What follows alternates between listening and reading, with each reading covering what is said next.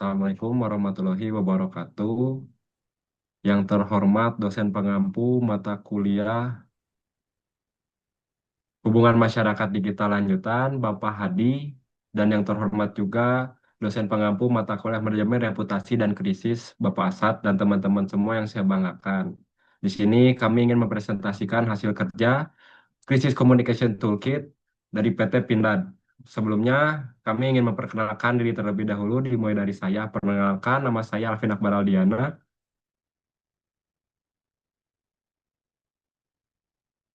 Saya Revan Hikmal Raditya. Saya Belkus Devriano. Saya Alvito Dwigo. Saya Muhammad Rizky. Oke, untuk mempersingkat waktu, mungkin langsung saja ke presentasinya.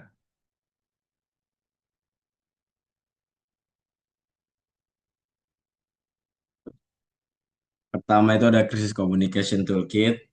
Toolkit ini dibuat untuk membantu organisasi dalam menyediakan kerangka komunikasi yang cepat, akurat, dan konsisten saat krisis terjadi. Dua, menjaga keselarasan pesan dengan seluruh stakeholder termasuk media, pemerintah, dan publik. Tiga, melindungi reputasi perusahaan dengan komunikasi transparan dan etis. Empat, mendukung pimpinan dan tim humas dalam menjaga kepercayaan. Dan yang terakhir, meningkatkan kesiapsiagaan melalui prosedur peran dan template komunikasi.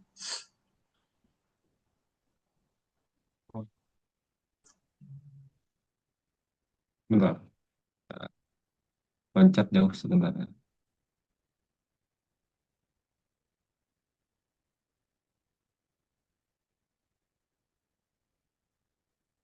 Tujuan utamanya itu untuk menyediakan kerangka komunikasi yang cepat, akurat, dan konsisten saat krisis terjadi, menjaga keselarasan pesan dengan seluruh stakeholder termasuk media, pemerintah, dan publik. Tiga, melindungi reputasi perusahaan dengan komunikasi transparan dan etis. Empat, mendukung pimpinan dan tim humas dalam menjaga kepercayaan. Terakhir, meningkatkan kesiapsiagaan melalui prosedur, peran, dan template komunikasi. Company Summary. PT Pindad perusahaan industri pertahanan nasional yang memproduksi alutista, kendaraan taktis, amunisi, dan produk industrial. Lokasinya itu berada di Bandung, Jawa Barat. Stakeholder utamanya ada Kemhan, TNI, DPR atau MPR, BPBE, BPBMN, media, masyarakat, dan mitra industri. Komitmen saat kritis yaitu respon cepat, terukur, dan berbasis data. Monitoring isu dilakukan 3 kali sehari. Informasi hanya keluar melalui spokesperson spokesperson resmi atau dirut atau sekper, mengutamakan stabilitas publik dan keamanan informasi.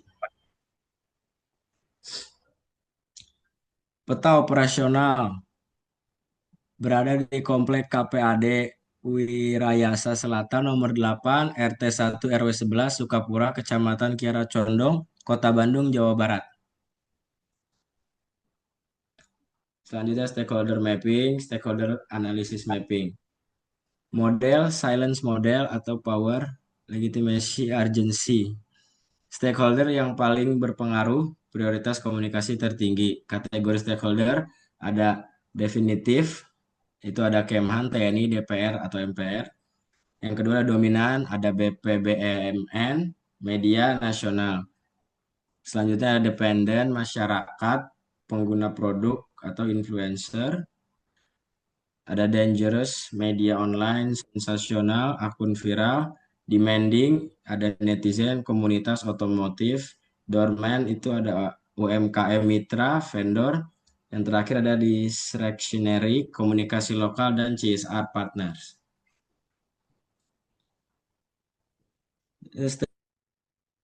Stakeholder, pembagian stakeholder di sini itu ada stakeholder type, corporate stakeholder, communication strategi.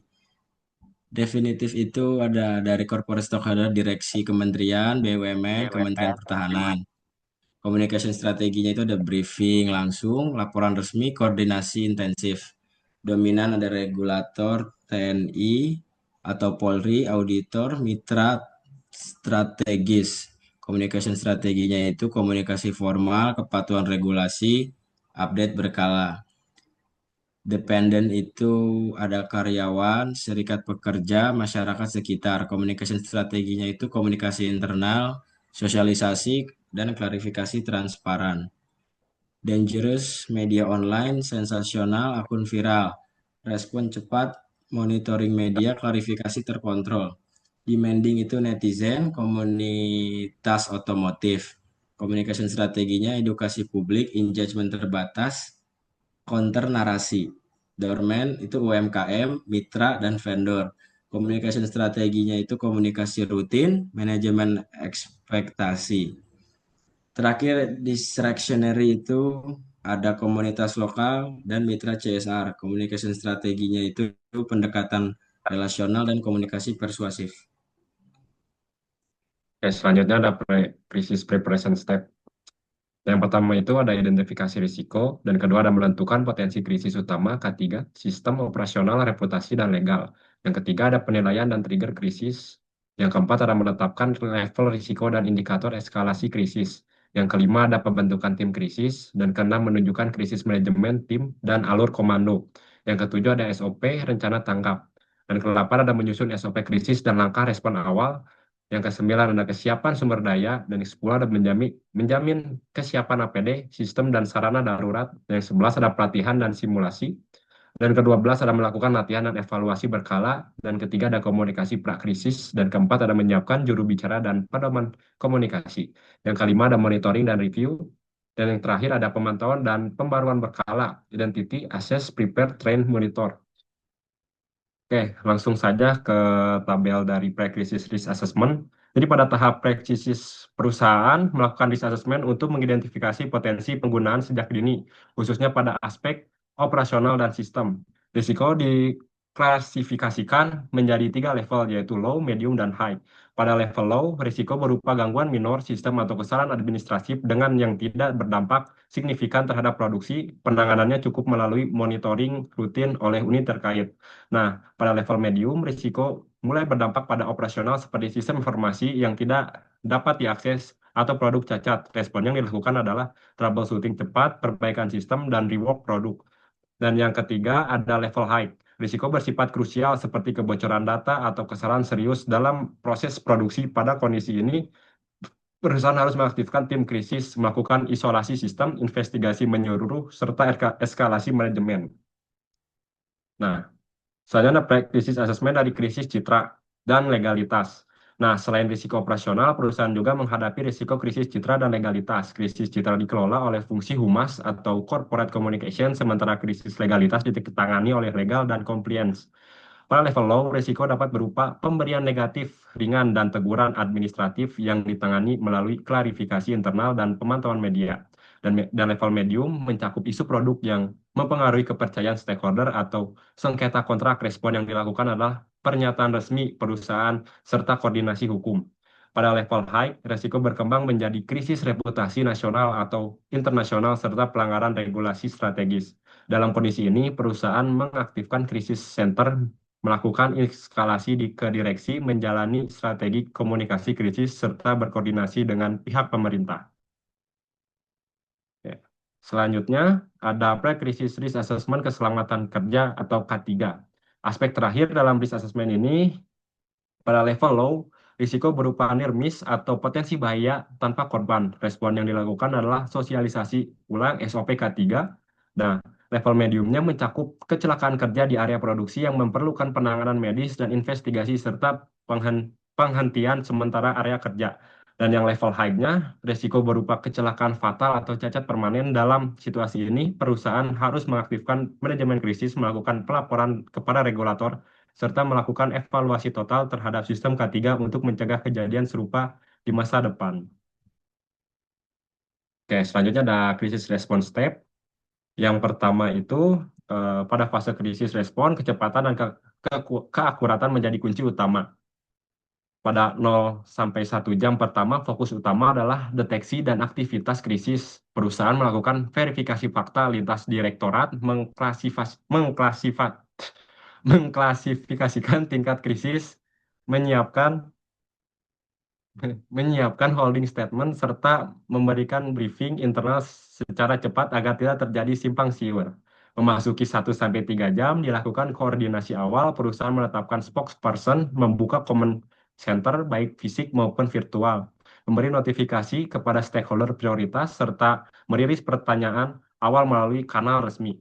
Nah, pada 3 sampai 6 jam perusahaan mulai melakukan engagement media dan sentimen publik dimonitor secara intensif, update dan disampaikan setiap 2 minggu, 2 hingga 3 jam. Rumor dicegah dengan data yang terverifikasi dan seluruh staf mendapatkan pembaruan internal yang konsisten. Nah, selanjutnya pada 6 sampai 24 jam fokus diarahkan pada kontrol narasi dan kejelasan informasi. Perusahaan hanya menyampaikan fakta yang sudah dikonfirmasi, berkoordinasi dengan pemerintah atau regulator, memberikan dukungan kepada publik atau korban, serta mendokumentasikan seluruh proses sebagai bahan evaluasi. Oke, selanjutnya ada post-crisis preparation step, yang dimana setelah fase krisis terkendali, perusahaan memasuki tahap post-crisis recovery untuk memulihkan kepercayaan dan reputasi. Pada minggu pertama dilakukan evaluasi awal terhadap dampak krisis baik internal maupun eksternal, serta menyampaikan update lanjutan kepada publik dan internal perusahaan.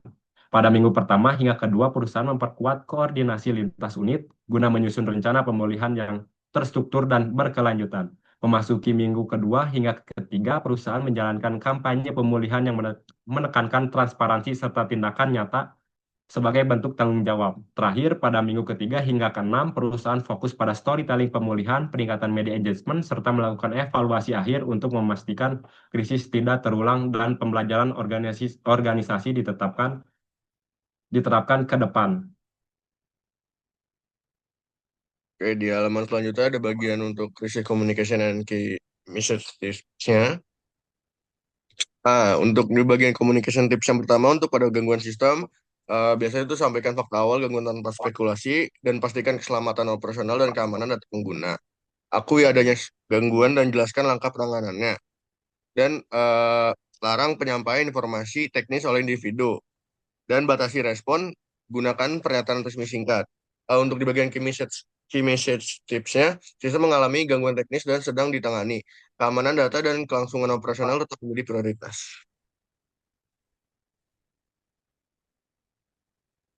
Untuk di bagian human error-nya, jelaskan kejadian sebagai kesalahan prosedural, bukan personal, lindungi individu yang terlibat dari stigma publik, akui kesalahan secara proporsional, komunikasi melalui manajemen dan humas, dan hindari debat dengan publik.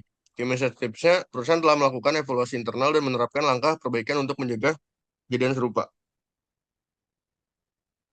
Dan untuk keselamatan kerja, pertama siapkan pernyataan empatik dan faktual pastinya, dan utamakan korban dan keluarganya, dan akui insiden dan proses investigasinya, dan juru bicara sudah resmi ditetapkan dan nonaktifkan komentar jika diperlukan. Key message tipsnya, keselamatan pekerja adalah prioritas utama. Perusahaan sedang melakukan penanganan dan investigasi menyeluruh. Untuk di bagian krisis citranya, siapkan klarifikasi berbasis fakta. Jaga kepercayaan stakeholder utama, jangan reaktif ataupun defensif, dan semua narasi dikendalikan corporate communication. Fokus pada koreksi informasi. Key message tipsnya, perusahaan berkomitmen pada transparansi dan terus melakukan klarifikasi berdasarkan data yang valid.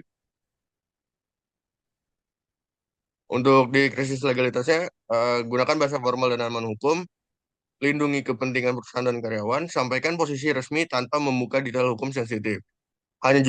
Hanya juru bicara yang ditunjuk dan minimalkan komunikasi publik.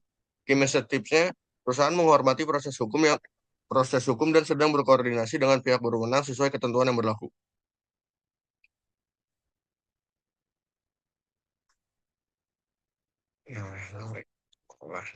Wow.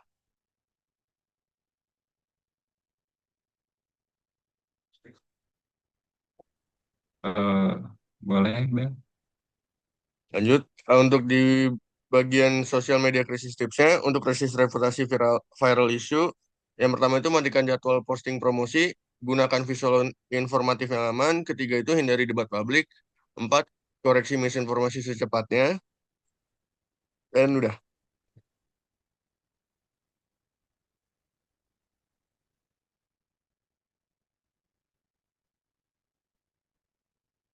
Masih di mute tok. Masih di mute. Dan selanjutnya ada utilization of media and influencer. Pemanfaatan media dan influencer di media digital. Jenis krisisnya ada gangguan sistem, jenis medianya ada Instagram, Facebook, dan X. Untuk bentuk pesannya, Instagram update status gangguan update status gangguan, proses pemulihan, FAQ singkat. Yang selanjutnya ada Facebook. Bentuk pesannya penjelasan lebih panjang, klarifikasi publik. Dan X, update singkat real time notifikasi status. Yang selanjutnya ada human error. Jenis medianya ada Facebook dan website. Penjelasan untuk Facebook penjelasan lebih panjang, klarifikasi publik. Dan untuk website klarifikasi resmi dan langkah perbaikan. Dan selanjutnya ada keselamatan kerja. Jenis medianya ada Instagram dan website. Untuk bentuk pesan Instagram, pernyataan empatik update, pernyataan empatik update penanganan korban. Untuk website, pernyataan empatik dan resmi. Dan selanjutnya ada krisis citra. Jenis medianya ada Instagram, X, dan Facebook. Untuk Instagram, bentuk pesannya klarifikasi cepat, counter hoax, Q&A. Untuk X, counter hoax dan klarifikasi cepat. Untuk Facebook, penjelasan lengkap dan Q&A. Dan terakhir ada krisis legalitas. Jenis medianya ada X dan website. Untuk X, bentuk pesannya adalah pernyataan terbatas, penegasan kepatuhan hukum. Untuk website, pernyataan hukum resmi. Dan ini adalah pemanfaatan media konvensional. Jenis krisis, gangguan sistem. Jenis medianya ada kantor berita. Untuk bentuk pesannya, pernyataan resmi, kondisi sistem, dan langkah perbaikan. Selanjutnya ada human error. Jenis medianya media cetak. Bentuk pesannya penjelasan formal fokus perbaikan sistem. Selanjutnya ada keselamatan kerja. Jenis media TV nasional dan radio. Untuk TV nasional siaran pers, empatik, pernyataan manajemen. Untuk radio bentuk pesannya informasi singkat dan terkontrol. Jenis krisis. Selanjutnya ada krisis citra. Jenis medianya ada TV nasional dan media cetak. TV nasional bentuk pesannya wawancara resmi dan konferensi pers. Dan media cetak opini institusional dan klarifikasi. Dan selanjutnya ada krisis legalitas. Jenis medianya ada kantor berita dan media cetak. Untuk kantor berita, bentuk pesannya pernyataan direksi dan klarifikasi hukum. Untuk media cetak, penjelasan regulatif dan kepatuhan. Di sini ada strategi media konvensional versus digital. PT Pindad menggunakan kombinasi media untuk menjangkau berbagai stakeholder, media konvensional dan media digital. Pemilihan media disesuaikan dengan skala isu, kecepatan respons, dan target audiens. Pemanfaatan media dan influencer. Jenis krisis gangguan sistem, jenis medianya nano influencer. Bentuk pesannya edukasi teknis ringan, penjelasan non sensasional. Selanjutnya ada human error, jenis medianya nano atau micro influencer. Bentuk pesannya narasi pembelajaran dan perbaikan berkelanjutan. Terus keselamatan kerja, jenis medianya tidak digunakan. Bentuk pesan tidak dianjurkan. Krisis citra, jenis medianya micro influencer dan makro influencer. Bentuk pesan micro influencer penguatan reputasi, narasi positif. Untuk makro, narasi positif institusional. Dan selanjutnya ada krisis legalitas tidak digunakan. Bentuk pesannya juga bentuk pesannya risiko hukum tinggi. Jenis-jenis influencer. Influencer memiliki peran penting dalam membentuk opini publik, menyederhanakan pesan perusahaan, menjangkau audiens non-formal. Influencer dikategorikan sebagai opinion leader, mitra komunikasi strategis, dan pendukung citra perusahaan. Influencer internal dan eksternal. Influencer memiliki peran penting dalam membentuk opini publik, menyederhanakan pesan perusahaan, menjangkau audiens non-formal. Influencer dikategorikan sebagai opinion leader, mitra komunikasi strategis, dan pendukung citra perusahaan. Influencer Engagement Toolkit. Langkah pengelolaan influencer satu, identifikasi influencer relevan. Dua, penilaian kredibilitas dan rekam jejak. Tiga, penyusunan pesan kunci. Empat, koordinasi dan persetujuan internal. Dan terakhir, monitoring dampak komunikasi. Nah, di sini ada KPI influencer. Indikatornya engagement rate, targetnya 3-5%. Reach lebih dari 10-15% per bulan. Sentimen positif 70%, relevansi sesuai isu.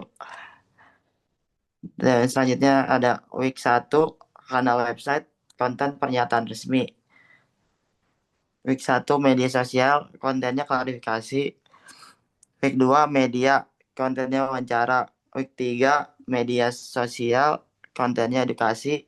Week 4, kanal media, kontennya story pemulihan. KPI keberhasilan. Indikator engagement 5-10% per bulan target. Indikator sentimen positif 75%, penurunan hoax 50%, kecepatan respons 1 jam. Oke, di halaman selanjutnya ada bagian krisis skenario dan respon message-nya. Nah, untuk di sender dan tamu yang pertama nih, bagian tabel stakeholder yang terdampaknya. Contoh-contohnya kayak di lembaga koordinat atau lokalnya, ada lembaga koordinat atau provinsi, ada lembaga koordinat atau nasionalnya, ada bagian stakeholder corporate dan medianya juga. Nah, untuk di lembaga koordinat yang pertama ini ada contohnya kayak Polsek setempat, Satpam Security atau Pindadnya, terus juga ada manajemen kawasannya, ada tim K3 Pindadnya dan Humas Pindadnya. Untuk di lembaga koordinat atau provinsinya, itu ada Polda Jawa Barat dan Kesbangpol Provinsi, Dinas Tenaga Kerja Provinsi, BPBD Provinsi, dan Dinas Perhubungan Provinsi jika itu melakukan kunjungan resmi. Untuk lembaga koordinat atau nasionalnya, itu ada di Mabes Polri, Kementerian BUMN, Kementerian Pertahanan, BNPT jika terkait keamanan, TNI jika tamu strategis. Untuk stakeholder corporate-nya itu Direksi PT Pindad, manajemen personal, karyawan, vendor atau mitra, dan serikat kerja. Untuk badan medianya ada media lokal, media nasional, media online, kantor berita, dan media sosial juga. Nah, untuk krisis skenario untuk di bagian gangguan sistem, contoh-contohnya itu misalkan satu contoh, pre-krisis, sistem mulai melambat, krisisnya sistem tidak dapat diakses, post-krisisnya sistem kembali normal. Dan yang kedua mungkin peringatan error meningkat, eh, bagian krisisnya operasional terganggu, post-krisisnya audit teknisnya dilakukan. Pre-krisis yang ketiga mungkin itu ada backup belum aktif, krisisnya aktivitas tim TI, post-krisisnya evaluasi SOP TI-nya. Mungkin boleh lanjut ke slide selanjutnya. Ya, untuk krisis skenario yang bagian human error-nya bisa melakukan di bagian krisisnya pelanggaran contoh pre-krisisnya itu pelanggaran SOP ringan, di krisisnya kesalahan produksi terjadi dan pro-krisis post-krisisnya proses diperbaiki. Yang kedua kurang pengawasan dan di krisisnya produk cacat terdeteksi, post-krisisnya melakukan rework dan koreksi. Dan yang ketiga pre-krisis beban kerja tinggi, krisisnya operasi terganggu, post-krisisnya evaluasi SDM. Ya. Krisis skenario, keselamatan kerja, pre-krisis, itu ketidakpatuhan APD, krisisnya kecelakaan kerja, post-krisisnya penanganan korban. Yang kedua, near miss terabaikan, krisisnya operasi dihentikan, post-krisisnya investigasi K3. Yang ketiga, SOP tidak dipatuhi, aktivasi tim darurat, dan perbaikan SOP. Lanjut. Untuk di bagian krisis citra, contoh pre-krisisnya, isu negatif muncul, dan krisisnya itu pemberitaan masif, post krisisnya reputasi dipulihkan. Krisis yang kedua, contohnya media sosial ramai, krisis persepsi publik memburuk, post krisisnya kampanye positif. Krisis yang ketiga, monitoring terbatas. Krisisnya itu klarifikasi resmi, post krisisnya evaluasi komunikasi. Lanjut.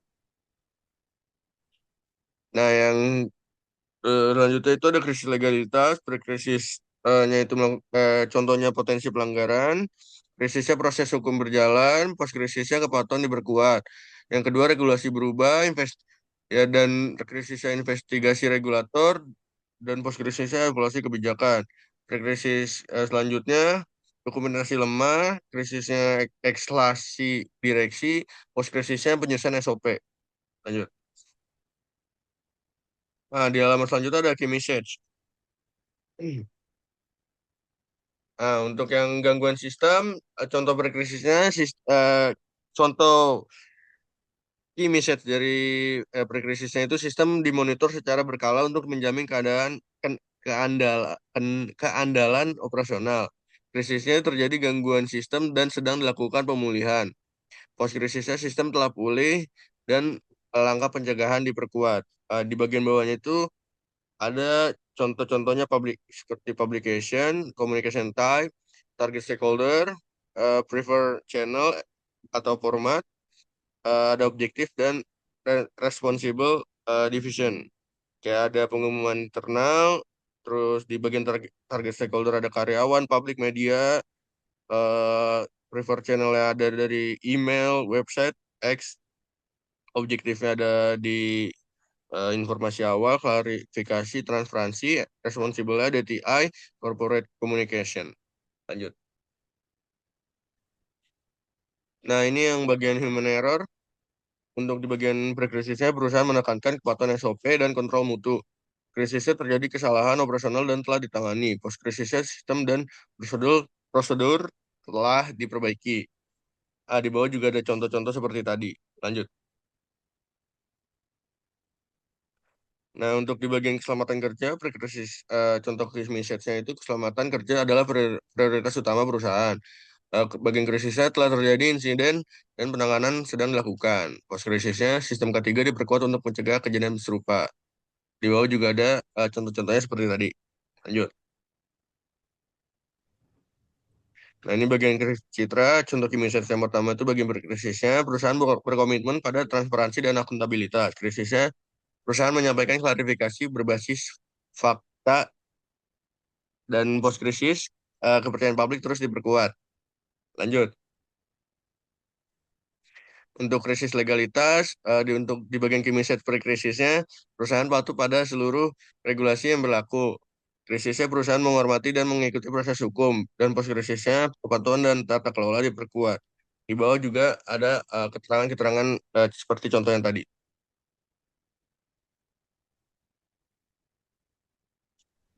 Ya, lalu berikutnya masuk ke bagian corporate crisis, external agency roles and contacts. Nah, di mana ada isinya, ada bagian krisis, gangguan sistem, jenis-jenisnya ada internal dan eksternal. Agensinya ada divisi TI, corporate communication, manajemen operasional, vendor system TI, BSSN jika kritikal. Roles-nya ada pemulihan sistem, isolasi gangguan, komunikasi publik dan internal, pengendalian dampak operasional, dukungan teknis lanjutan, koordinasi keamanan siber. Kontaknya ada kepala divisi TI, lalu ada head of corporate communication, ada GM operasional, akun manager, dan liaison officer. Yang kedua ada human error, jenisnya internal dan eksternal, agensinya ada divisi produksi, QA dan QC, HR, corporate communication, SPI. Roles-nya ada penanganan kesalahan operasional, verifikasi dan mutu, dan reward. Lalu ada evaluasi SDM dan pelatihan, klarifikasi terbatas, audit, dan evaluasi internal. Kontaknya ada kepala produksi, QA manager, HR manager, head of corporate communication, dan kepala SPI. Yang ketiga ada keselamatan kerja, ada juga sama internal eksternal, agensinya ada divisi K3 atau HSE, lalu produksi, corporate communication, Disnaker, dan BPJS ketenaga kerjaan. Roles-nya ada penanganan insiden dan investigasi, lalu penghentian dan pengamanan area, pernyataan empatik non resmi, Lalu pelaporan dan koordinasi dan penanganan korban. Kontaknya ada kepala K3, kepala produksi, head of corporate communication, license officer, dan PIC BPJS. Yang keempat ada krisis citra, sama internal eksternal jenisnya. Lalu agensinya ada corporate communication, direksi, legal, media nasional, dan influencer yang selektif. Terusnya ada kendali narasi dan media, lalu pengambilan keputusan strategis, review pesan publik, distribusi informasi resmi, dan penguatan reputasi. Kontaknya ada kepala corporate communication, sekretariat direksi, kepala legal, media relation, dan PIC influencer. Lalu krisis legalitas, agensinya ada legal and compliance, direksi, corporate communication, regulator, dan konsultan hukum. Prosesnya ada penanganan hukum, regulasi, eskalasi dan keputusan strategis, pernyataan resmi terbatas, koordinasi dan pelaporan, dan penangguhan hukum. Kontaknya ada kepala legal, sekretariat direksi, head of corporate communication, license officer, dan partner konsultan. Lalu untuk penutupnya, ternyata toolkit ini membantu untuk menjaga reputasi perusahaan, juga mengurangi risiko salah komunikasi, meningkatkan kepercayaan stakeholder, dan memperbaiki sistem komunikasi ke depannya.